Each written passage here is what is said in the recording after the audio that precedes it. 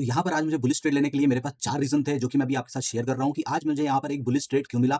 Bearish trade यहाँ पर बहुत क्लियर दिख रहा था, लेकिन बेयरिश ट्रेड ना लेने के 2 सबसे बड़े रीज़न थे। जो सबसे पहला रीज़न था वो ये था कि मार्केट पे ऑलरेडी मैंने यहाँ पर एक सपोर्ट ड्रॉ कर रखा था, तो पहला रीज़न ये था। और दूसरा, मार्केट क्योंकि अप ट्रेंड में चल रही है। हमेशा याद रखिए कि जब भी मार्केट अप ट्रेंड में चल रही होती है तो सपोर्ट स्ट्रांगली वर्क करते हैं, और जब मार्केट डाउन ट्रेंड में वर्क करती है तो रेजिस्टेंस स्ट्रांगली वर्क करते हैं। तो जिसकी वजह से मुझे यहाँ पर ये ट्रेड करने में कोई भी इंटरेस्ट नहीं था। मेरा इंटरेस्ट था कि अगर मार्केट यहाँ पर टाइम बिताकर और 25,900 का लेवल बीट करती है, देन उस केस में हम यहाँ पर ट्रेड में जाएंगे। और यहाँ पर क्योंकि सुबह ही ये ऊपर बहुत बड़ी विक बना दिया था, मार्केट में कुछ भी क्लियरिटी मुझको नहीं लग रही थी, मेरी कंडीशन पे ट्रेड नहीं बन रहा था, तो ये कोई भी जगह यहाँ पर ट्रेड करने के लिए थी ही नहीं। मैं हमेशा आपको बोलता हूँ कि अगर आप बिगनर हो या फिर अगर आपको अभी कम समय हुआ है, अभी आपके पास बहुत ज्यादा पूल नहीं है, तो अननेसेसरी ट्रेड ना लीजिए। दिन का 1 या 2 ट्रेड लीजिए। अर्ली मॉर्निंग ट्रेड पकड़ने की कोशिश मत करिए जब तक मार्केट आपकी कंडीशन पे ना बने, और उस कंडीशन में एटलीस्ट आपके 3 से 4 पैरामीटर होने चाहिए। जब वो सारे पैरामीटर सेम डायरेक्शन को बोल रहे हो, तभी आपको उस डायरेक्शन में ट्रेड लेना चाहिए। तो जो यहाँ पर मैंने ट्रेड प्लान किया था, एक्चुअली यहाँ पर 4 कंडीशन थी, मेरे 4 पैरामीटर फुलफिल हो रहे थे, जिस वजह से मैंने यहाँ पर एक बुलिश ट्रेड बनाया।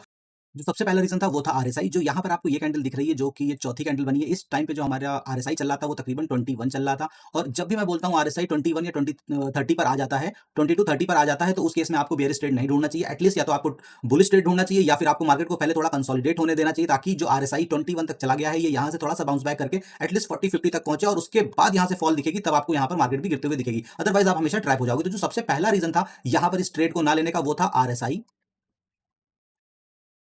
दूसरा इंपॉर्टेंट रीजन था, मैंने पहले ही आपको बताया कि ये क्लियर कट सपोर्ट जोन था। एक तो 25,900 का लेवल, जो भी ये राउंड नंबर है निफ्टी में, 900, 800, 700, 600, 1000, ये सारे के सारे साइकोलॉजिकल सपोर्ट और रेजिस्टेंस का काम करते हैं। तो दूसरा रीजन मेरा ये था कि जिस वजह से मैंने यहाँ पर बियरिश ट्रेड को प्लान नहीं किया। तो ये 2 चीजें थी। और उसके बाद जो तीसरा इंपॉर्टेंट रीजन था वो था हमारा कैंडलस्टिक। जब यहां पर ये एक कैंडल बनती है, और जिसने पीछे की 1, 2, 3, 4, इन चारों कैंडल की होल बॉडी को इनगल्फ कर लिया, कितनी स्ट्रॉन्ग कैंडल बनी है। और क्योंकि मार्केट अप ट्रेंड में है, पहली चीज मार्केट अप ट्रेंड में है। दूसरी इंपॉर्टेंट चीज कि मार्केट ने ये कैंडल सपोर्ट पर बनाई। दैट मींस कि यहां पर कोई बंदा बड़ी क्वांटिटी में आया होगा, तभी उसने ये पीछे की चारों कैंडल को यहां पर ट्रैप किया। और अगर आप यहां पर ध्यान से देखेंगे तो एक्चुअली मार्केट ने पहले जितने भी लोग इस जगह पर इस कैंडल और इस रेड कैंडल को देखने के बाद बेयरिश हुए होंगे, उन सबके ट्रेड इस जगह पर एग्जीक्यूट हो गए होंगे।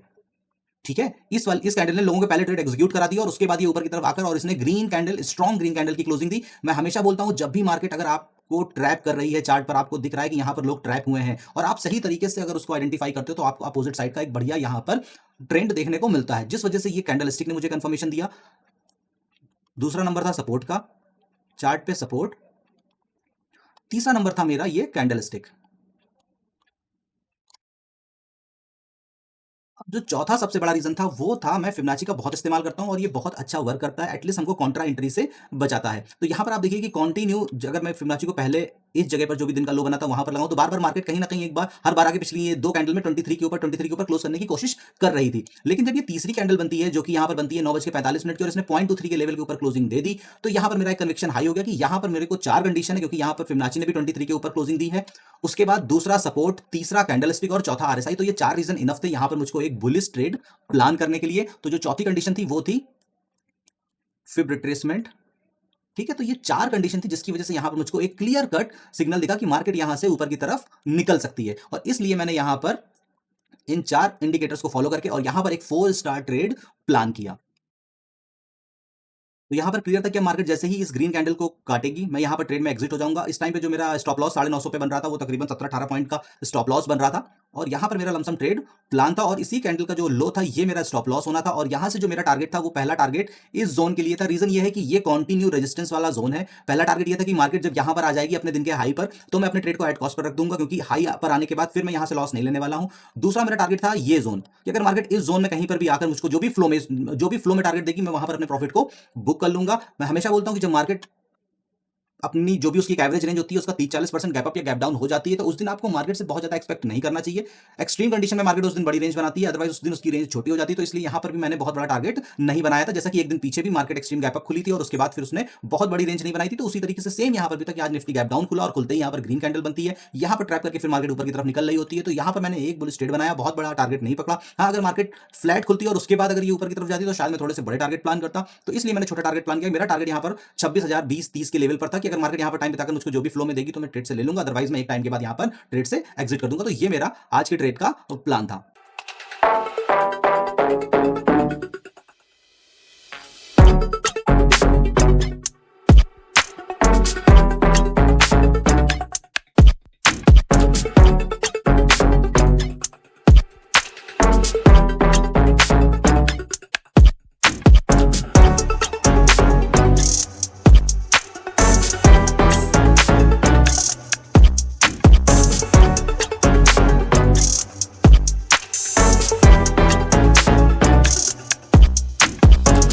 मैंने 1:30 पर यहाँ पर अपने ट्रेड को कट कर लिया था क्योंकि मार्केट यहाँ पर फ्लो पर निकली, लेकिन उसके बाद फिर मार्केट इसी रेंज के नीचे आकर ट्रेड करने लगी, पहली चीज़ जिस वजह से मैंने यहाँ पर अपने ट्रेड को कट कर लिया था। दूसरी इंपॉर्टेंट चीज़ ये थी कि यहाँ पर अगर आप देखोगे तो आपको एक रेंज बनती हुई दिखेगी और मार्केट कंटिन्यू इसी चैनल के अंदर, इसी रेंज के अंदर वर्क कर रही थी, जिस वजह से फिर मैंने इस ट्रेड को एग्जिट कर लिया। ये अगर आप देखेंगे तो ये तकरीबन कुछ इस तरीके से दिखेगा।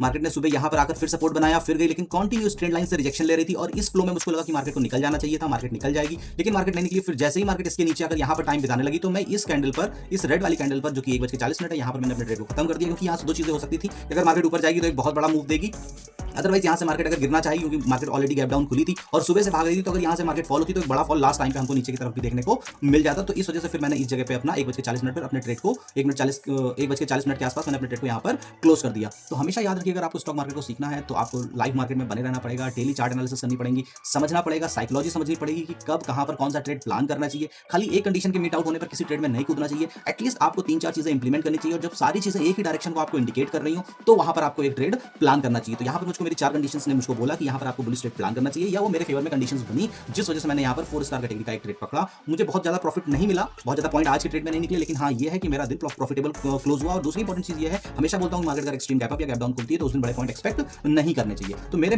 जो भी मेरा माइंडसेट था मार्केट ने मुझे एक्जैक्टली उसके हिसाब से दिया। तो ऐसी लर्निंग वीडियोस देखने के लिए, हर ट्रेड के पीछे क्या साइकोलॉजी होती है, क्या रीजन होता है, यहाँ से क्यों बुलिश हुए, यहाँ से क्यों बेरिश हुए, ऐसी वीडियोस देखने के लिए अगर अभी तक ये चैनल सब्सक्राइब नहीं किया तो सब्सक्राइब करें। फिर मिलेंगे नई वीडियो में नई जानकारी के साथ, तब तक के लिए नमस्कार।